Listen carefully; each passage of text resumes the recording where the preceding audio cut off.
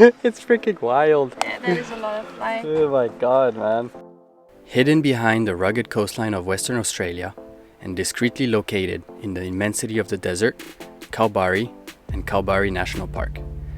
After 17 days stuck at the workshop to complete our engine swap, we take the road again to continue our lap of Australia. This journey brings us from the surprising colors of the Hutt Lagoon to the charming estuary of the Murchison River.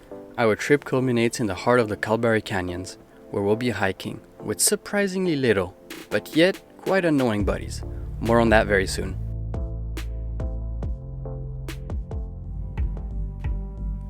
We are Nick and Mathilde, and we've left everything behind to travel the 7 continents with our Land Rover Defender, the Albatross. Europe, North America, South America, Antarctica, Australia, Asia, and Africa. A world tour for real. We want to see it all. Join us for the best, the worst, the fantastic, the boring, the headaches, the beauty of every single moment of this journey around the world. This is day 764, and we are in Hutt Lagoon, Western Australia. This is the next Meridian expedition.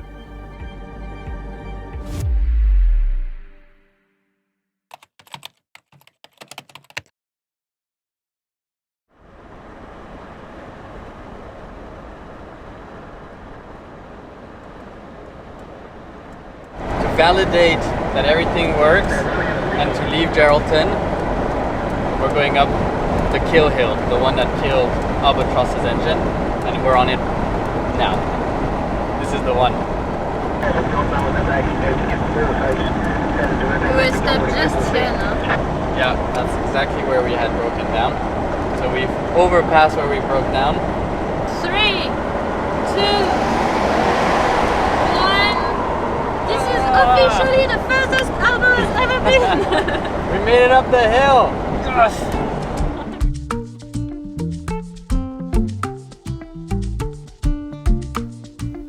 On the road again. A feeling of freedom at last as we enter the Hutt Lagoon area. We are reminded why we travel. To see, to experiment, to exchange, to smell, to be surprised. Yes, surprised. For instance, in this world, water doesn't have to be blue. It can be pink. As we just set wheels back on the road, it is time for us to plan the next steps of our journey around Australia.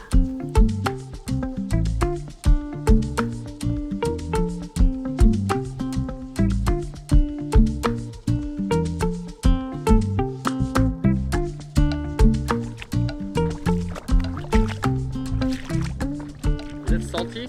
Yeah, super salty. First stop, Pink Lake. It's the kind of places that are a bit hit or miss. But this time, is it hit or miss? This one's a good one. It's a hit. I don't know if it's just the time of the day, but the colors really are sticking out. It's lunch place and mapping place. So just after we're done walking in the lake, we'll look at the map of Australia, see where we go next. We have cats on both feet. Yeah. Does it hurt? Yeah, it does sting. Well, can't always have 100% fun. You gotta have some fun with some pain. Alright, the lap of Australia is on again and we're full on for it. We're still in Western Australia and we're going to show you where we go next. We left the garage of Michael in Geraldton.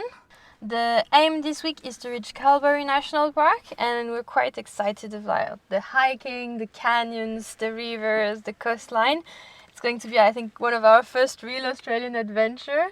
On the way there's the Pink Lake where we're at now. It's next to Point Gregory, no? Yeah. And then next week's we keep going.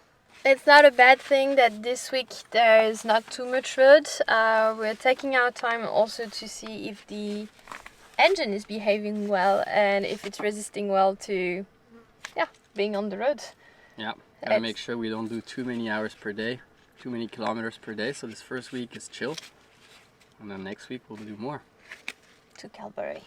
Alright, finally. This is often how we schedule our next stops. Over lunch, a map in hand, some research, a few wild guesses, and a leap of faith, and the plan is set. This week, we make it to the Kalbarri Epic Canyons.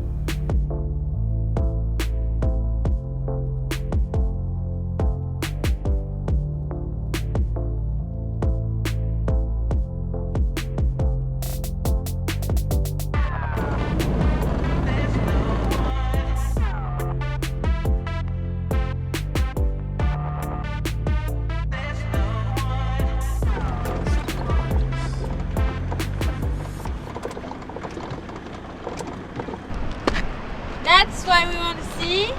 Coral Coast. Beautiful. Yes. Wonder if the water's cold.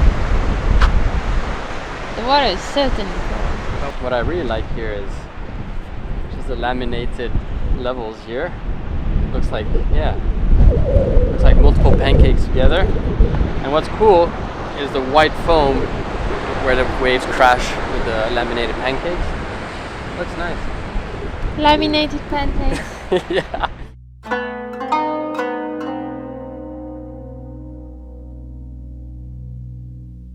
The laminated pancakes are exposed sandstone cliffs. These shores have been for centuries both a guide and a threat for sailors heading to Southeast Asia from Europe. At the time of the Dutch East India Company merchants heading to the island of Java followed what is known as the Brouwer route. From Europe, they head all the way south around currently South Africa.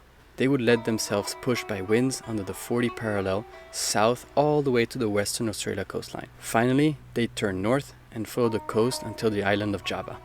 Many boats crashed on this coastline between the 1600s and the 1900s. Rare survivors are thought to have been amongst the first Europeans to encounter the Aboriginal people. In this region, the Nanda people. The British captain George Grey, a victim of a shipwreckage, wrote about the Murchison River estuary. We found a small stream, and following this to the northward for about a mile, came upon one of the most romantic and picturesque looking estuaries I had yet seen. Its shore abounded with springs and were bordered with native paths. Following tracks, we ended up on the shores of the very same river estuary that evening. Most romantic and picturesque indeed.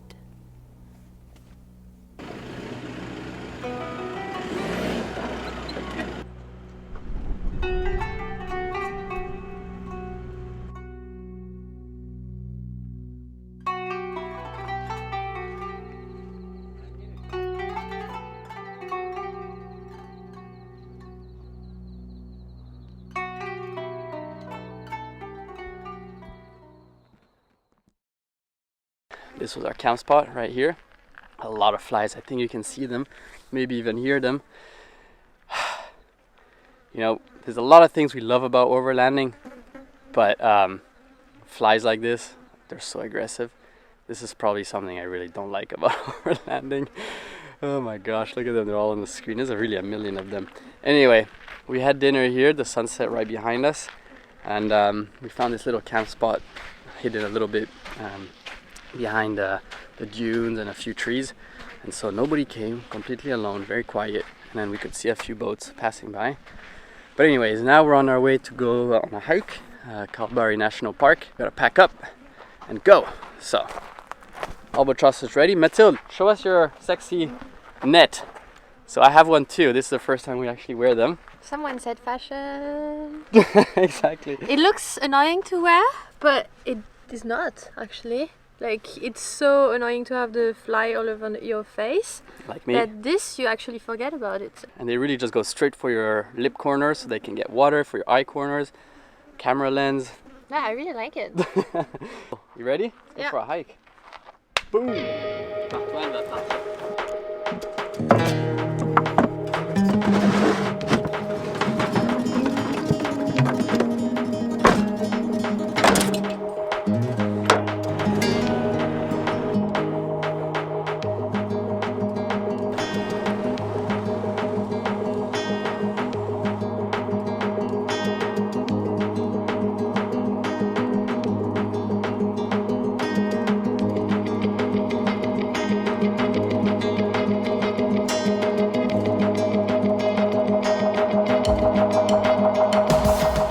Before going any further, we had to check how our new engine was doing.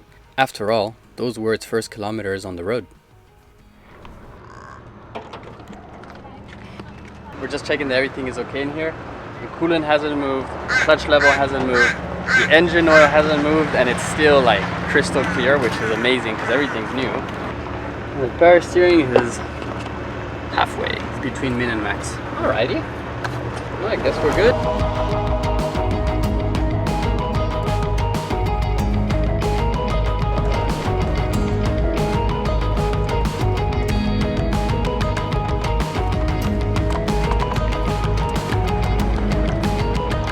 Canyons reminds us of the US a bit, huh? Yeah, it looks a little bit like Utah, Arizona. Yeah, mostly, yeah. Feel, doesn't feel. It's freaking wild. Yeah, that is a lot of fly. Oh my god, man. Even just on the camera, there's like 100. You're back. It's freaking wild. Here, put my my special net on. We thought it was full of fly because we were next to the river, but now we're no longer next to the river we were at, and it's still full of fly. That's correct. This is our little setup. If you don't close the bottom, And then you're trapped with them. you're trapped with them. This is the Australian trick. There's even more fly than earlier. Yeah. Ready for it?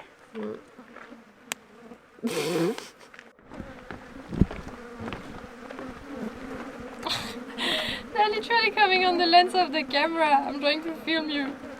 So Nick has flies inside the net, so he's trying to put the net again. How did that work out? No flies inside the net. So job. I think now we're good. Let's address the elephant in the room, or the fly on the lens in this specific case. Bush flies, millions of them, on our nets, on our back, in our eyes. Nothing to do, just accept and move on. It's just really complicated to film anything. They just love the lens. Crazy. It is now 2:10. This is a 9-kilometer hike, 250-meter elevation, so pretty easy. And it goes up against the canyons and back. It's a loop. So this is the first proper hike that we'll get to do since Albo gets to go again. And we're carrying maybe an extra 500 grams each of flies on our backs. So we might not make it because it's too heavy.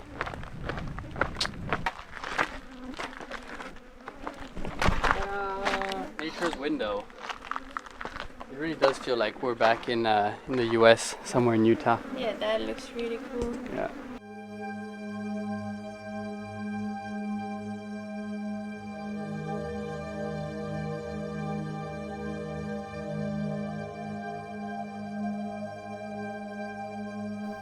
We leave behind the most traveled trails and take on the longer path into the canyon. Around, just stillness and silence. Nothing but the sound of flies.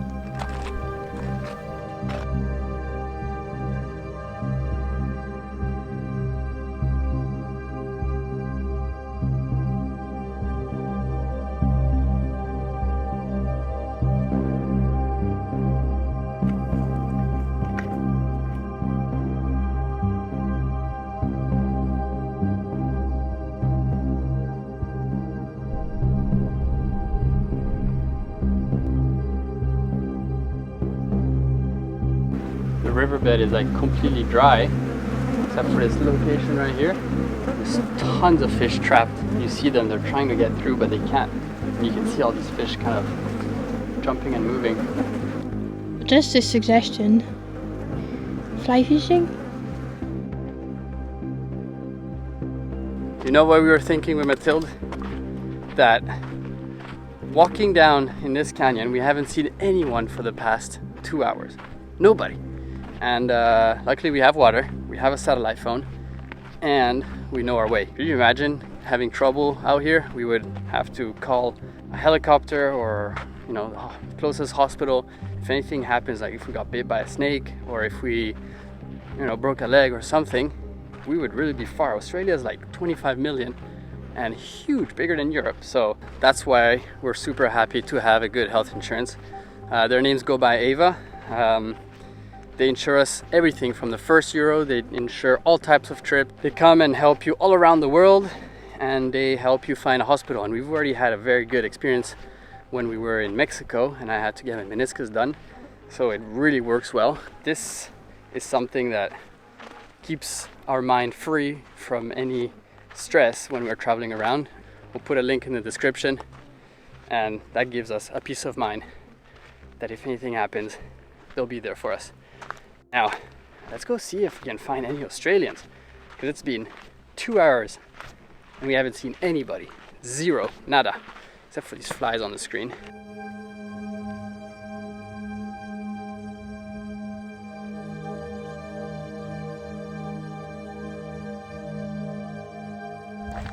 The whole Kalbarri Park is Nanda people territory. They own the land and have been living here for centuries before the Europeans arrived. And one of their central figures is an ancestral, mystical creature called the Bimara snake. And the snake is known to have created everything that is of nature and water. The legend of the Bimara snake goes as follows. Long ago, a serpent called Bimara traveled down the Murchison river, drawn by the unfamiliar sound of the waves. The Bimara followed a creek and then disappeared underground to tunnel her way to the coast. Emerging at Kalbarri coastal cliffs, Bimara was terrified by the thundering waves and fled back to the safety of the Murchison river. As she fled, her passage was marked by a tunnel through an outcrop of red sand. She rested in many places, leaving fresh water where she had lain. The Bimara snake gave birth to springs in the region of Kalbarri.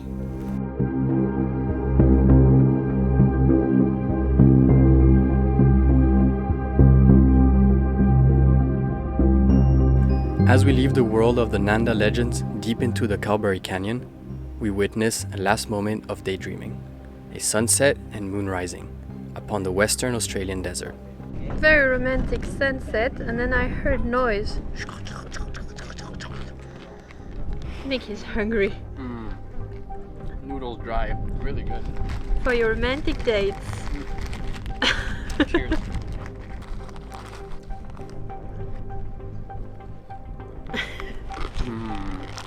The challenge of the past weeks disappeared in the simple pleasure of being on the move again. We can feel that Australia has more surprises to uncover. And it continues just next week as we head to Shark Bay and the westernmost point of Australia mainland.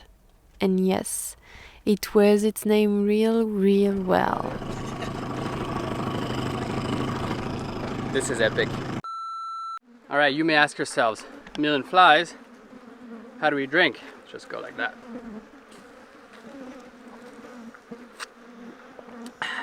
That makes for a bit to drink to the flies too. Exactly. You want some? Yeah. I can't let you go, baby. I just wanna tell you that. No. Yeah. All of my friends say